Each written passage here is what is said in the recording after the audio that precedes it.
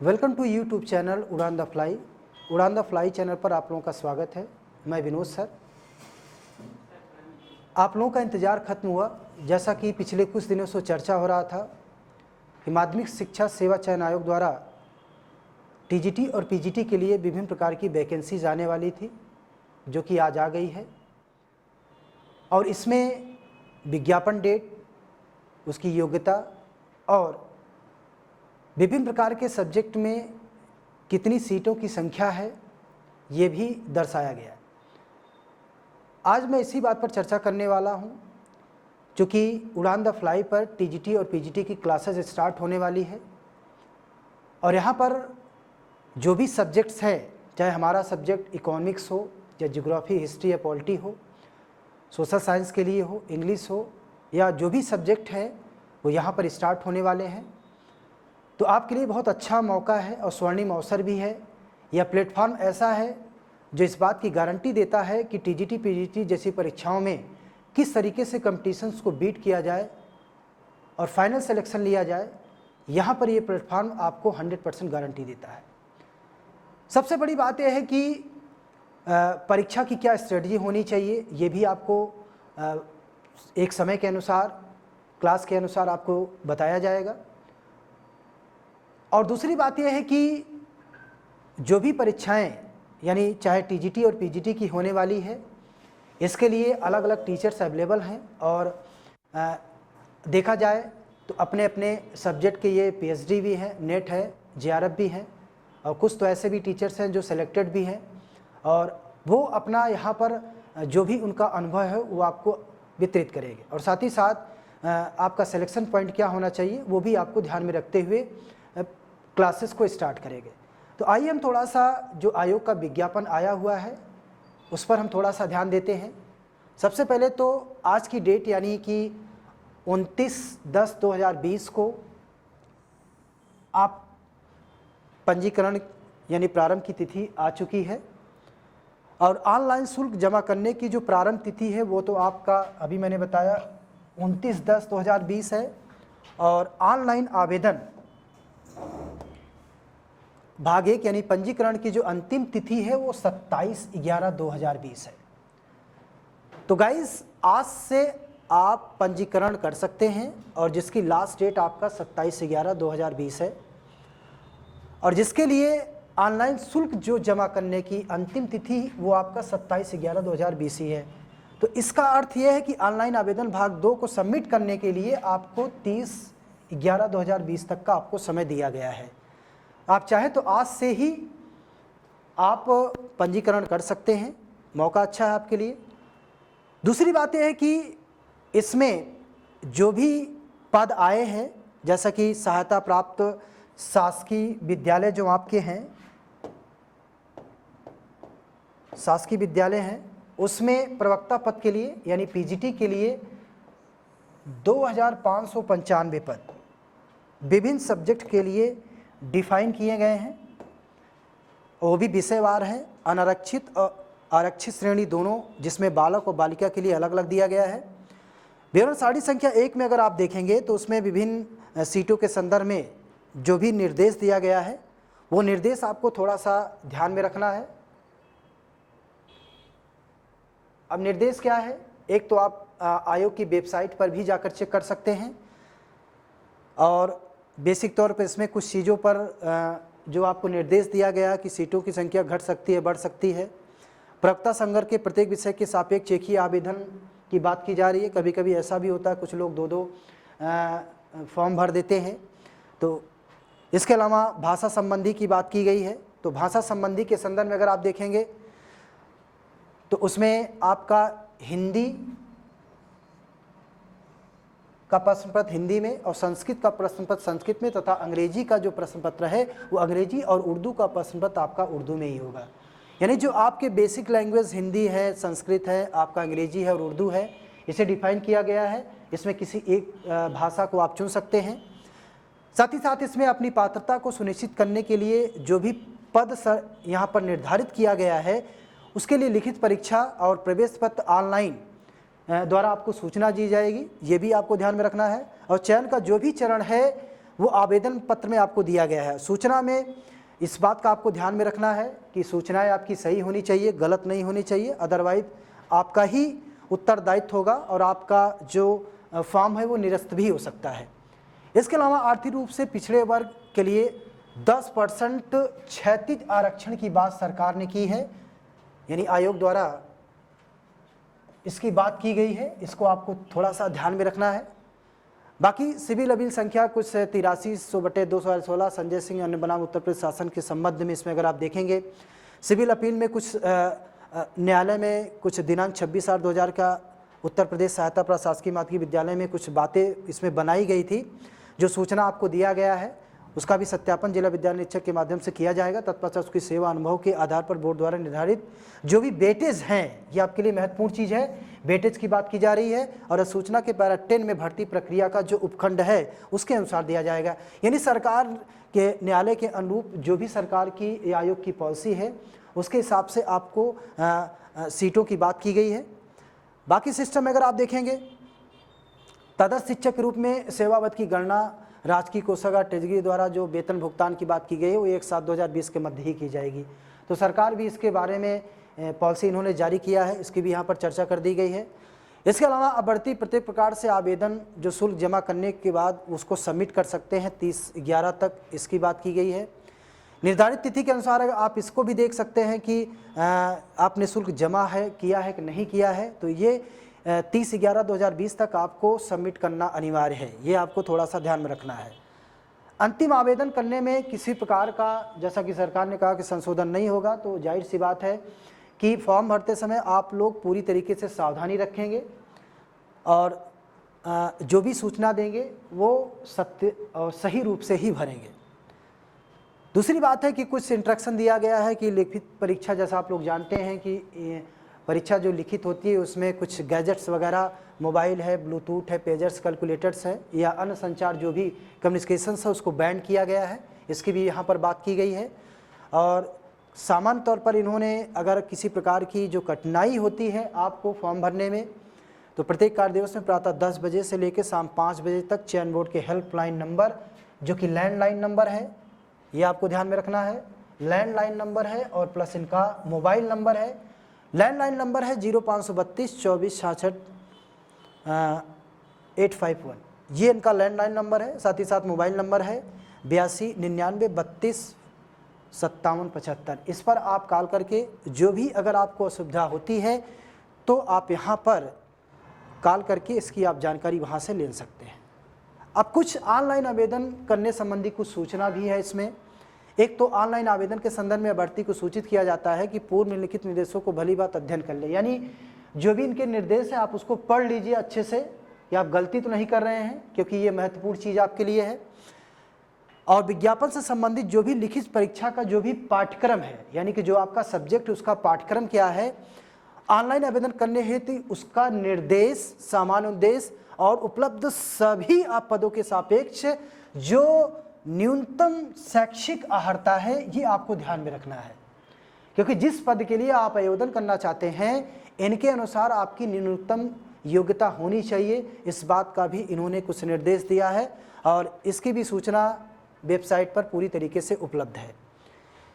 इसके बाद ऑनलाइन आवेदन करने के लिए सर्वप्रथम जाकर अभ्यर्थी उनकी वेबसाइट पर परीक्षा 2020 के लिए जा करके नोटिफिकेशन जो भी है डिटेल्स में पढ़ करके कुछ बातें और भी नोट कर सकते हैं, जैसे अभ्यर्थियों को ऑनलाइन आवेदन भरने क्या उनकी दिशा निर्देश है, इसके अलावा पूरा विज्ञापन क्या है और साथ ही साथ और भी कुछ चीज़ें हैं जिसमें कैंडिडेट रजिस्ट्रेशन, फीस का भुगतान, फॉर्म सबमिशंस, इसमें कुछ इन्होंने पे चर्चा किया है।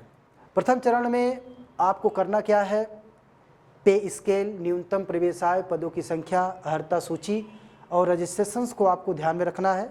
बाकी चीज़ें आपको एक्सेप्ट करके फॉर्म्स को आपको भर देना है। इसके अलावा फॉर्म भरते समय कुछ और भी सूचनाएं हैं, जैसे पिता पति का नाम, माता का नाम, जन्म तिथि, लिंग, वैवाहिक स्थिति, नागरिकता, राज्य निवासी, बहुत सारी बातें हैं, ये आपको थोड़ा सा ध्यान में रखना है। साथ ही साथ कहाँ आपको जनपद विद्यालय कहाँ है ये भी आपको थोड़ा सा ध्यान में रखना है। ध्यान रखना है कि कहाँ आप एग्ज़ाम देना चाहते हैं।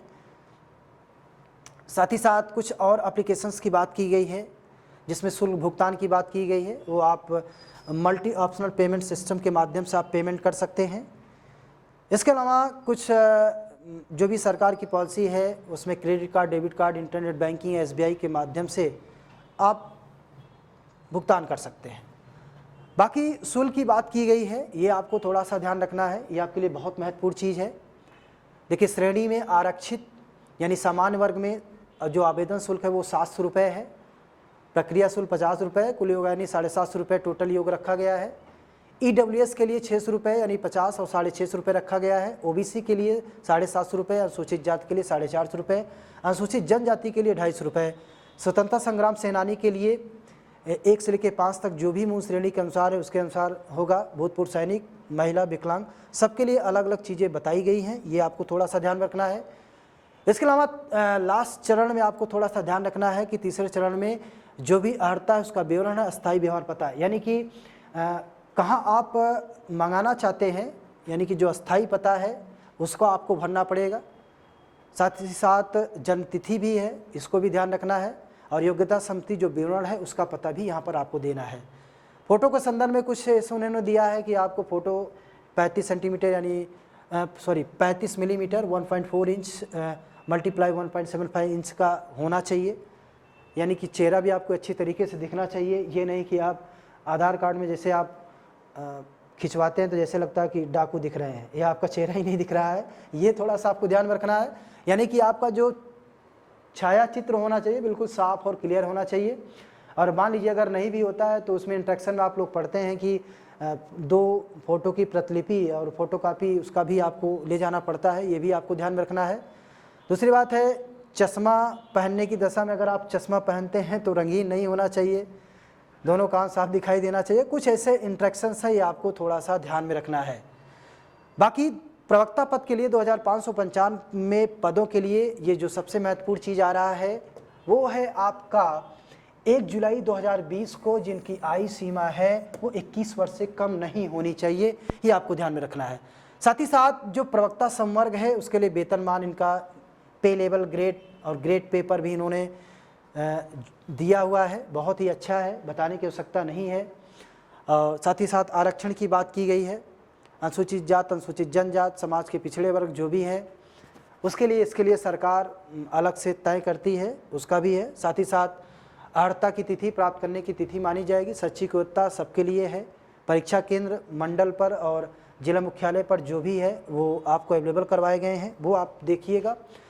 साथ ही साथ भर्ती प्रक्रिया में लिखित परीक्षा को आधार बनाया गया, जिसमें अधिसूचना संख्या 607/15.05.2019 2018 फरवरी 2019 द्वारा संशोधित माध्यमिक शिक्षा चयन बोर्ड द्वारा ये आपको थोड़ा सा इन्होंने सूचना दिया है। लिखित परीक्षा का आधार पर 85% अंक है, ये पार्ट आपके लिए महत्वपूर्ण है। 85% अंक है। साक्षात्कार में 10% अंक जो कि लिखित रीत से विभाजित किए गए, अर्थात उसमें अब आप देखिए जो आपके लिए सबसे महत्वपूर्ण चीज़ है, साक्षात्कार के आधार पर 10% अंक विभाजित किए जाएंगे। इसके लिए सामान्य ज्ञान को आधार बनाया गया है, यानी जिसके लिए 4% है। यानी कि लिखित परीक्षा के आधार पर अगर आपका सिलेक्शन होता है तो इंटरव्यू में जनरल नॉलेज की जानकारी आपको होनी चाहिए, जिसके लिए 4% अंक दिया गया है।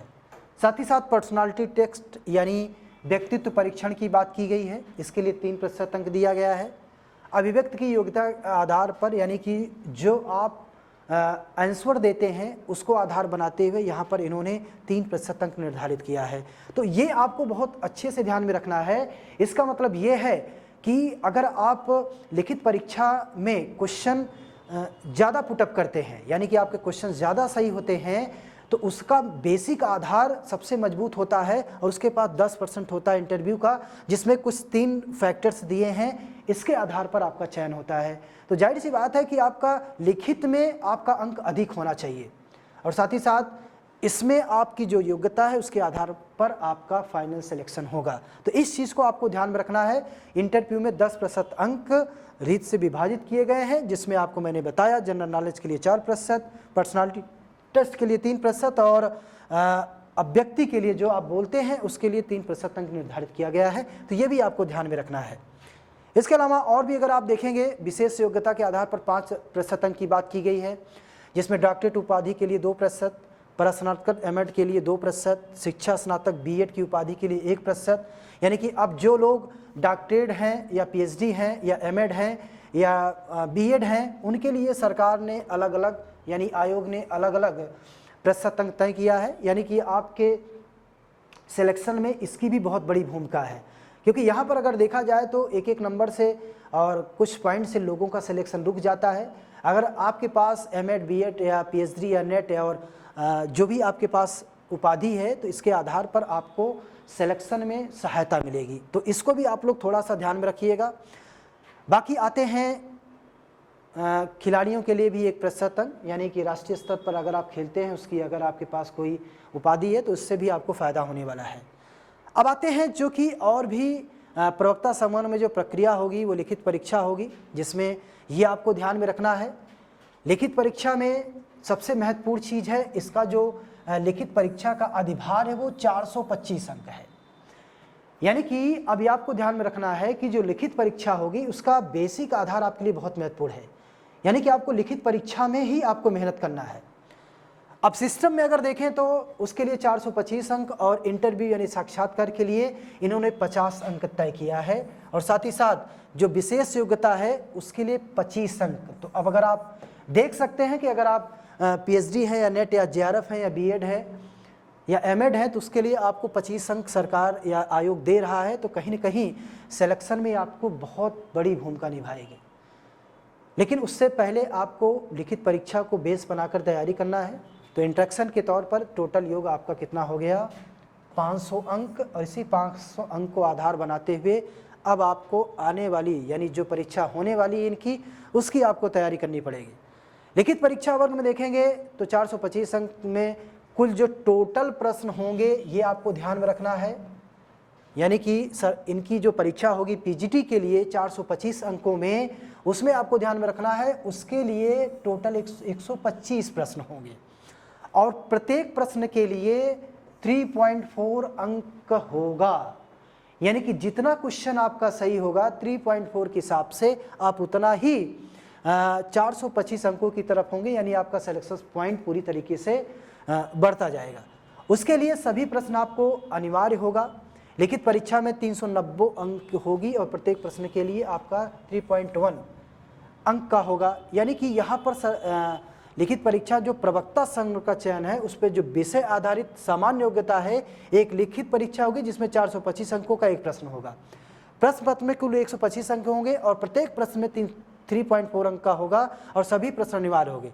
और तदर्थ यानी एलटी में आपको उसके लिए 390 होंगे, उसकी चर्चा अभी आगे हम करेंगे, और उसके प्रत्येक अंक के लिए 3.12 अंक होगा, और जिसके लिए इसकी जो अवधि दी गई है वो अवधि है आपकी 2 घंटे की। यानी 2 घंटे में आपको 125 क्वेश्चंस करना है, और ताकि 425 अंकों को डिफाइन करते हुए आप 125 क्वेश्चंस को 2 घंटे में हल कर सकें। इसके अलावा प्रारूप में देखेंगे लिखित परीक्षा की बात की जा रही है, मल्टीपल चॉइस क्वेश्चंस होंगे, यानी 4 उसके ऑप्शन होंगे। जो भी एक आंसर होगा उस पर आपको ट्रिक करना होगा। 2 आंसर आपको एक साथ नहीं देना है, अगर आप देते हैं तो ये मान्य नहीं होगा, इसको भी आपको ध्यान में रखना होगा, इसकी चर्चा की गई है।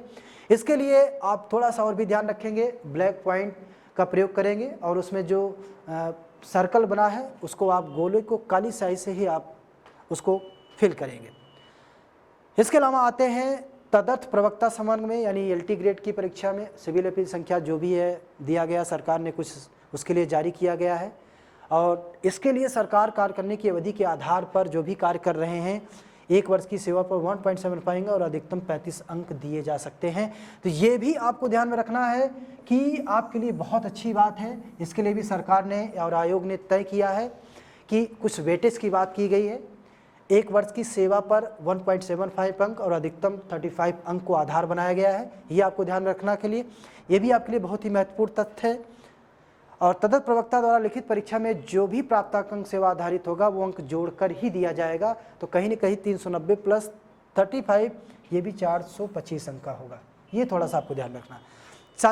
साक्षात्कार के लिए इंटरव्यू के लिए जो भी मेरिट लिस्ट होगी, लिखित परीक्षा के आधार पर अंक तथा तरत प्रवक्ता के आधार पर जो भी है इन्होंने तैयार किया है उसी को आधार बनाया है। मेरिट लिस्ट को, इसको आपको ध्यान में रखना है। बाकी आगे देखते हैं, कुछ और भी आदेश हैं। प्रवक्ता पद पर नियुक्ति के लिए ऐसा पुरुष अभ्यर्थी प्रार्थ ना होगा जिसकी एक से अधिक पत्नियां हैं। तो कुछ इंस्ट्रक्शन है, ये भी आपको ध्यान में रखना है। और आते हैं आगे, परीक्षा जो तिथि होगी इसकी सूचना आपको समय पर आयोग द्वारा दी जाएगी, लेकिन उससे पहले आप प्रिपरेशन करेंगे। कुछ और आदेश हैं फॉर्म भरने के संदर्भ में जो कि आपको ध्यान में रखना है, वो आप जाकर वहाँ पर देख सकते हैं। बाकी जन्मतिथि इन्होंने हाई स्कूल को ही मान्य रखा है, ये आप जानते ही हैं। फ़ोटो की बात की गई जो मैंने पीछे बताया है, और किसी प्रकार की कोई समस्या होती है तो 8299 32 57 75 पर आप कॉल करके वहाँ पर पूछ सकते हैं। इसके अलावा कुछ और आदेश हैं कि इनका जो भी इंस्ट्रक्शन होगा वो निर्णय अंतिम होगा, सभी के लिए मान्य होगा। बाकी चीज़ें कुछ जो कि इन्होंने दिया है, फॉर्म का प्रारूप दिया है, यानी कि फॉर्म का प्रारूप का मतलब है जो ST SC OBC हैं उनके संदर्भ में जाति प्रमाण पत्र का प्रारूप है, आप इसको देख सकते हैं। आपको इसी हिसाब से बनवाना है। जाति प्रमाण पत्र का प्रारूप है। विकलांगों के लिए है, कुछ इंस्ट्रक्शंस हैं। स्वतंत्रता संग्राम सेनानी के लिए है, ये प्रारूप है, आप इसको थोड़ा सा ध्यान में रखना है। अब आते हैं जो कि सबसे महत्वपूर्ण पॉइंट आता है कि अभी जो विज्ञापन आया है उसमें अलग अलग विषय के लिए कितनी सीटें निर्धारित की गई है। जैसे अगर आप देखेंगे सबसे ज़्यादा सीट आपको दिखाई दे रहा है हिंदी में, जिसमें टोटल सीट आपका 363 है। यानी 363 की अगर बात करें तो जनरल के लिए 213, OBC के लिए 90, शेड्यूल कास्ट के लिए 58 और ST के लिए 2 सीटें निर्धारित की गई है। यानी कि इसमें 363 सीट हिंदी वालों के लिए, जो कि बहुत ही अच्छा मौका है और बहुत ज़्यादा सीटें निर्धारित कर दी गई हैं। इसको आपको ध्यान में रखते हुए तैयारी करनी चाहिए। इसी तरीके से गणित के लिए 98 है, गृह विज्ञान के लिए 2 है। अर्थशास्त्र के लिए यहाँ पर मैं आपको बताना चाहूँगा कि इकोनॉमिक्स की क्लासेस जो स्टार्ट होने वाली है PGT की, और मैंने आपसे बताया था कि क्लासेस मेरी इकोनॉमिक्स की ही चल रही हैं, और इसके लिए TGT PGT के वीडियोस आपको अवेलेबल होंगे, फुल कोर्सेज के साथ होंगे, सॉल्व पेपर के साथ होंगे, और किस तरीके से आपको तैयारी करना है उसकी भी स्ट्रेटजी आपके साथ होगी। उसमें आपका जो भी पेपर्स है हम उसके लिए अलग एक स्ट्रेटजी अभी आपको हम बना के एक वीडियो देंगे। उसमें इकोनॉमिक्स के लिए क्या क्या स्ट्रेटजी है, उसके क्या सिलेबस हैं, कौन कौन से पेपर हैं, अभी किस टाइप से क्वेश्चन पूछे जा रहे हैं, उस पर हम चर्चा करेंगे, लेकिन उसके लिए आपके लिए अलग वीडियो होगा। तो यहाँ पर अर्थशास्त्र जो कि मेरा सब्जेक्ट है उसके लिए क्लासेस स्टार्ट होने वाली हैं। उसमें जनरल के लिए 24 सीटें हैं, OBC के लिए 47 हैं, SC के लिए 21 और ST के लिए 1, और टोटल 143 सीट है। यानी कि बहुत ही अच्छा मौका है, सीटें अच्छी आई हैं। तो ठीक इसी तरीके से इतिहास में टोटल सीटें हैं 68, इंग्लिश में है 269, कला में है 49, नागरिक शास्त्र में है 153, भूगोल में है 250, मनोविज्ञान में है 35, शिक्षा शास्त्र में है आपका 25, समाज शास्त्र में है आपका 67, और संस्कृत में है आपका 232 यानी 232, और साथ ही साथ जीव विज्ञान में आपका 108, भौतिक विज्ञान में अगर आप देखेंगे तो 148, रसायन विज्ञान में अगर आप देखेंगे 160, शारीरिक शिक्षा में 11, वाणिज्य में अगर आप देखेंगे 45, कृषि में अगर आप देखेंगे 38, सैन्य विज्ञान में देखेंगे तो आपका है 10, और तर्कशास्त्र में है आपका 7। यानी सबसे ज़्यादा जो सीट आपको मिल रहा है वो है हिंदी में। इसके बाद अगर आप सीट देखेंगे तो आपका सीट दिख रहा है किसमें, इंग्लिश में, उसके बाद फिर आपका दिख रहा है भूगोल में, फिर इसके बाद आपका संस्कृत में, भौतिक विज्ञान में। यानी कि जो भी आपको दी गई हैं ये थोड़ा सा आपको ध्यान रखना है। तो मौका आपके लिए अच्छा है, सभी विषय के आपके सीट निर्धारित कर दिए गए हैं। अब अपनी सीटों के अनुसार आप समय अनुसार आप इसको भर सकते हैं। इसके अलावा सारी संख्या जो बालक वर्ग के अलावा दूसरा जो है बालिका वर्ग है, इसमें भी आपको ध्यान रखना है कि बालिका वर्ग में विभिन्न प्रकार की सीटें निर्धारित कर दी गई हैं। इसमें भी अगर हम देखें तो सबसे ज़्यादा जो सीटें आ रही हैं वो हिंदी में ही है बालिका वर्ग में। यानी बालिका वर्ग में भी देखेंगे तो 47 सीटें निर्धारित कर दी गई हैं। इसके बाद अगर आप देखेंगे तो संस्कृत में आपके 34 हैं, फिर इसके बाद आपका अर्थशास्त्र में, जो कि बताने की आवश्यकता नहीं है, मेरा ही सब्जेक्ट है, क्लासेस चलने वाली हैं, 28 सीट है। तो बहुत अच्छा मौका है, स्वर्णिम अवसर है। अगर आपका कॉम्बिनेशन इकोनॉमी के साथ कुछ और पर बनता है तो मान के चलिए आपकी जो भागीदारी है यानी परीक्षा की दृष्टि से सिलेक्शन पॉइंट में महत्वपूर्ण होगी। तो सीटों के आधार पर जो भी आपका है आप इसको चुनकर आप फॉर्म भर सकते हैं बालिका वर्ग में। इसके बाद आइए कुछ अर्हता की बात की गई है। माध्यमिक शिक्षा सेवा आयोग अधिनियम नियमावली के अनुसार कुछ अर्हता दिया गया है। हिंदी में MA होना चाहिए, ये सबसे महत्वपूर्ण चीज़ है। संस्कृत के आधार पर BA अथवा शास्त्रीय परीक्षा राजकीय संस्कृत कॉलेज वाराणसी संपूर्णानंद विश्वविद्यालय वाराणसी के द्वारा इन्होंने कुछ अर्हता दी है, जिसमें प्रशिक्षण योग्यता और कुछ संख्या के अनुसार इन्होंने 1975 के कुछ रूल्स निर्धारित किए हैं और उसके हिसाब से BA उत्तीर्ण होना माना गया है, जिसमें BA, M.Ed, PhD एवं किसी स्तर पर खेलकूद प्रतियोगिता की जो भी भाग हैं उसका प्रमाण पत्र इन्होंने मान्य किया है। हिंदी में MA के साथ संस्कृत विषय में जो भी स्नातकोत्तर परीक्षा उत्तीर्ण योग्यताधारी है, इंटरमीडिएट कक्षाओं में प्रवक्ता पद पर सीधी नियुक्ति अथवा प्रवक्ता पद पर प्रोन्नति BA में संस्कृत विषय की योग्यता के लिए इन्होंने रखा हुआ है। तो ये इनके जो प्रमाण पत्र हैं ये इसको भी इन्होंने यहाँ पर इसको इंक्लूड किया है, ये थोड़ा सा आपको ध्यान रखना। फिर गणित के लिए इन्होंने MA, MSc गणित प्रशिक्षण को वरीयता दी गई है। इसमें B.Ed, M.Ed, PhD राष्ट्रीय स्तर पर प्रतियोगिता में भी प्रमाण पत्र इन्होंने दिया है। साथ ही साथ गृह विज्ञान की बात की जाए तो इनमें MSc गृह या गृह अर्थशास्त्र, होम इकोनॉमिक्स या गृह कला होम आर्ट में भी MA अथवा गृह विज्ञान या गृह अर्थशास्त्र होम इकोनॉमिक्स या घरेलू विज्ञान डोमेस्टिक साइंस में गृह कला होम आर्ट में भी प्रशिक्षित स्नातक की इन्होंने बात की है। इस पर भी इन्होंने B.Ed, M.Ed, PhD या किसी प्रकार की राष्ट्रीय स्तर की जो भी आपके पास प्रमाण पत्र है आप इसको फिल करके वहाँ पर इंक्लूड कर सकते हैं।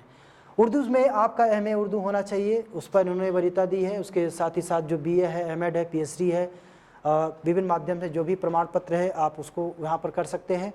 अंग्रेजी में भी उन्होंने उत्तर प्रदेश अथवा किसी अन्य मान्यता प्राप्त विश्वविद्यालय से अंग्रेजी विषय में स्नातकोत्तर यानी पोस्ट ग्रेजुएट डिग्री या किसी ट्रेनिंग कॉलेज से LT डिप्लोमा या किसी मान्यता प्राप्त विश्वविद्यालय एजुकेशन डिग्री को लेने की बात की है। और सारी चीज़ें इसमें B.Ed, M.Ed, PhD और अन्य प्रमाण पत्रों को भी इन्होंने इंक्लूड किया है। इन चीज़ों को आप लोग ध्यान रखेंगे। कला में भी इन्होंने दिया है, इसको आप जा करके वेबसाइट पर अच्छे से पढ़ लीजिएगा। संस्कृत के लिए, वाणिज्य के लिए, कृषि के लिए, शारीरिक शिक्षा के लिए, सिलाई के लिए इन्होंने मान्यता रखी है। और उसमें देखिए आप संगीत गायन भी है। अर्थशास्त्र के लिए M.Com, अर्थशास्त्र सहित B.Com प्रशिक्षण वित्तमान, यानी कि जो हमारा सब्जेक्ट अर्थशास्त्र है उसमें M.Com अर्थशास्त्र सहित B.Com प्रशिक्षण वित्तमान अथवा त्रिवर्षीय पाठ्यक्रम सहित अर्थशास्त्र में BA ऑनर्स प्रशिक्षण वित्त, यानी कुल मिला करके आपका ग्रेजुएशन और साथ ही साथ आपका PGT स्तर पर यानी PGT की जो परीक्षा देने जा रहे हैं उसमें आपका M.Com या MA होना चाहिए। और साथ ही साथ प्रमाण पत्र भी इन्होंने इंक्लूड किया है, ये थोड़ा सा आप लोग ध्यान में रखेंगे। साथ ही साथ इसमें देखिए तर्कशास्त्र के बारे में, नागरिक शास्त्र के बारे में, इतिहास के बारे में, अलग अलग इन्होंने भूगोल के बारे में, सभी सब्जेक्ट के लिए इन्होंने एलिजिबिलिटी दी है, ये आपको ध्यान में रखना है। आप फॉर्म भरते समय इन चीज़ों का ध्यान रखेंगे और इसको देखने के बाद ही इस पर काम करेंगे। तो ये आपका विज्ञापन है और विज्ञापन के अनुसार ही आपको अपने सब्जेक्ट के लिए इसे फिल करना है। तो गाइज आज जो भी विज्ञापन आया है इसको आप लोग ध्यान में रखिए और समय अनुसार आप इसको फॉर्म को भर करके अपनी परीक्षा की तैयारी स्टार्ट कर दीजिए। जैसा कि मैंने आपसे अभी बताया था कि सब्जेक्ट मेरा अर्थशास्त्र है और TGT PGT के लिए क्लासेस स्टार्ट होने वाले हैं और TGT PGT के लिए क्या स्ट्रेटजी होगी, कैसे परीक्षा की तैयारी करनी है, उसके लिए हम अलग से एक वीडियो आपको देने वाले हैं, वहाँ पर इसकी चर्चा होने वाली है। तो गाइज आज का जो विज्ञापन है इसके अनुसार आप समय सीमा के अंतर्गत आप फॉर्म भरिए और अपनी परीक्षा की तैयारी करिए। बाकी मेरी तरफ से आपके लिए शुभकामना है कि फॉर्म भरने के बाद अच्छे से तैयारी करिए और आने वाली परीक्षाओं में अपना सिलेक्शन लीजिए। आज तक के लिए धन्यवाद। Okay, thank you.